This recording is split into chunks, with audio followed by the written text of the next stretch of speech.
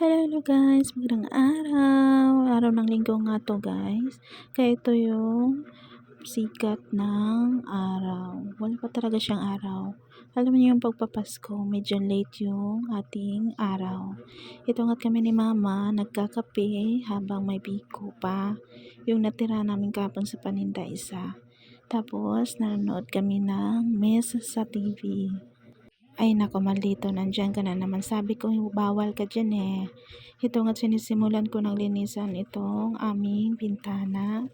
Kasi laging may hinihilot dyan banda si mama. Siyempre kung mahangin baka mapuling. Kumbaga madumi na rin yung bintana namin kasi nabisi kami ng kakanegosyo ng biko. Kumbaga kahit linggo kailangan natin kumilos ngayon dahil wala muna tayong day off. Mikos na magpaglilinis ang gagawin natin today. O diba, nandyan pa rin si Maldito kahit saan sumusunod. Ito nga guys yung mukha na ng aking kusina na nakapaghugas na, tagapaglinis.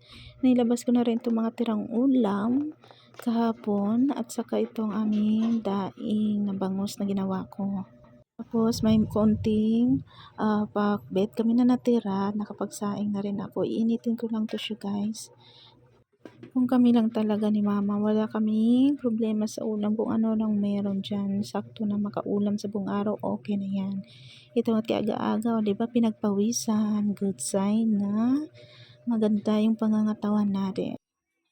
Ano na naman nangyari dyan sa eyes mo? Padinig ng boses, padinig. Sa dami na nga ng kuting namin guys, ito siya yung pusang maliit ang wala masyadong boses. Ewan ko ba kung bakit. Tapos magkaiba yung hugis ng mata niya, magkaiba rin ang kulay. Ito nga piniprito ko na ito aming daing na bangus para makakain na kami. Magandang tanghali na rin kasi ito guys, tapos na ako ng daily routine, mikos-mikos na paglilinis. Pagkatapos nga magluto ay ito nagre-ready na ako, magtatanghalian na kami. O diba wala si mother? Kasi tatayo lang talaga yan pagkakain. At ito na nga, naka-ready na. Pagkatapos nga namin kumain ay naligo ako.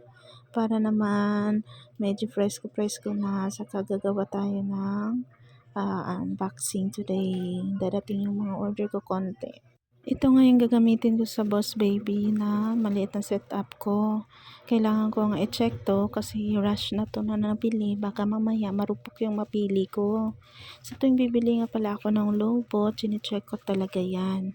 Kailangan ako mag-lobo sample ng tig-iisa bawat kulay. Kailangan ko kasi malaman kung marupok o hindi kinabukasan. Kailangan hindi siya puputok for 2 days.